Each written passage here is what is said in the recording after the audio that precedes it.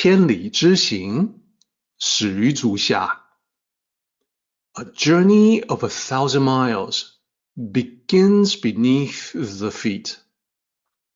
We now gather in the Tao to travel the journey together. Welcome to Tao Talks with Derek Lin, where we take a deep dive into the Tao Te Ching by Lao Tzu.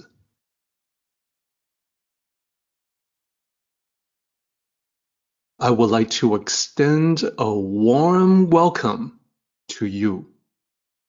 Thank you for joining us. I would like to invite you to center your thoughts and direct your attention to this moment in time, to the here and now, to be fully present and mindfully aware as we all ready ourselves for this sacred process in the Tao with one another.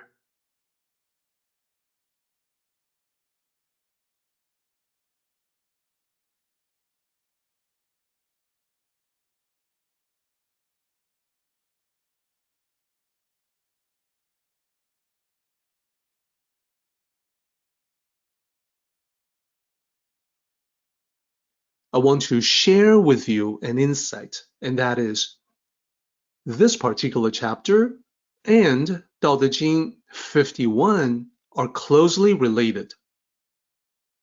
Here's the last part of Tao Te Ching 10. From line 13 to the very end, line 17. Line 17 says this is called the mystic virtue. Line 13 is what we're at right now, bearing it, rearing it. And remember, it can be them, depending on context. So now let me show you Tao Te Ching chapter 51. They're closely related. They are echoes or reflections of one another.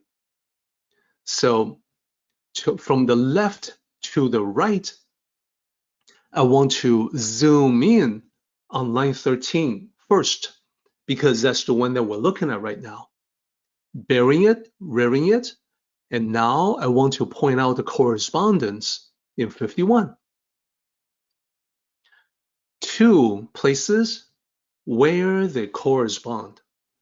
You've got lines 1 and 2, and then 10 and 11.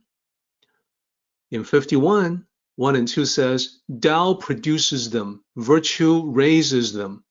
So it is important to note that here, the characters are the same in Chinese, but the translation into English is using synonyms, the same meaning in different words for some variety, but they mean the same thing. When you're bearing a living thing, you are giving birth to it, producing it. So Tao, in a real sense, is the source of life that gives birth to all living things. Then, line 2, virtue raises them.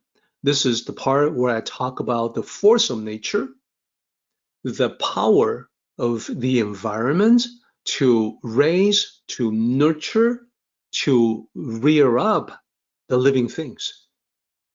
This is repeated in 10 and 11. Same thing. Thus, Tao produces them, virtue raises them. Reference to the living things. That's how we know the interpretation is 100% correct. It's talking about the great Tao and its relationship to all living things. And of course, whenever we talk about that, we apply that to the human level as well.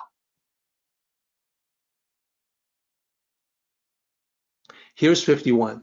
And as before, you see the correspondence between line 13 and the two places that they show up in 51.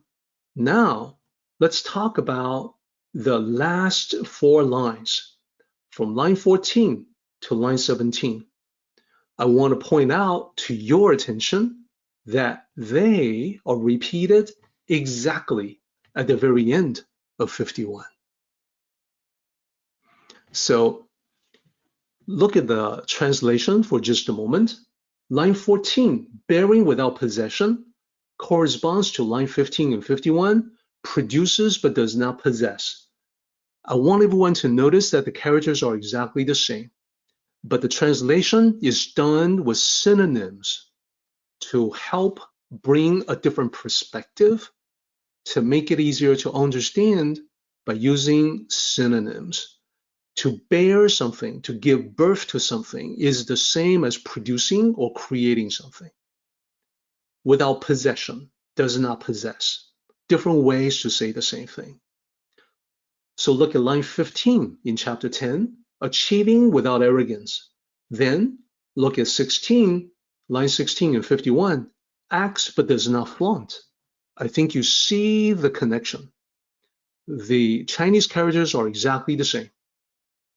What they convey is the same meaning, that you can do things, you can accomplish, but then you don't get arrogant.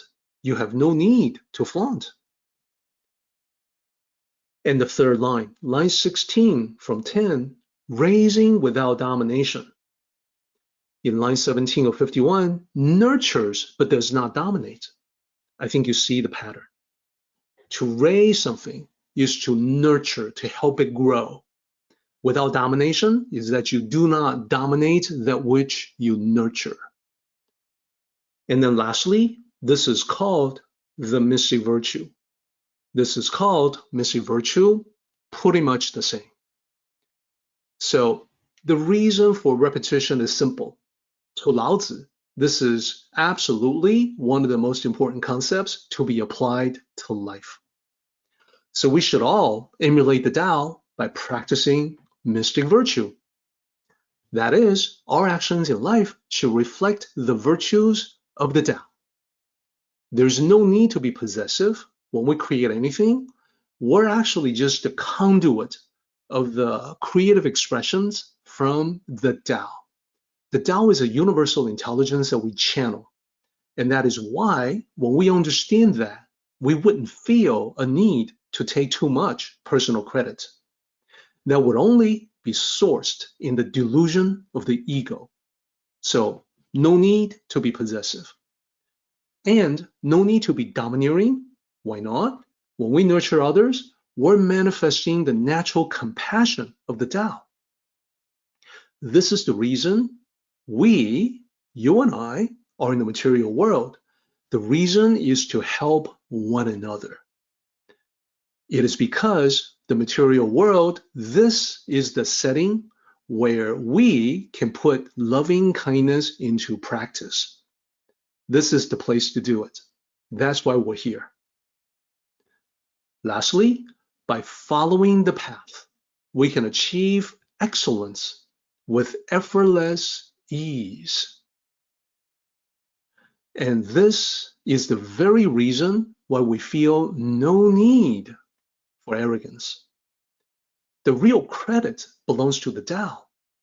We're just human agents working to take its manifestations in the world even further, to fulfill its potential, which is to fulfill our own potential in this lifetime. So I think you can understand why this makes perfect sense.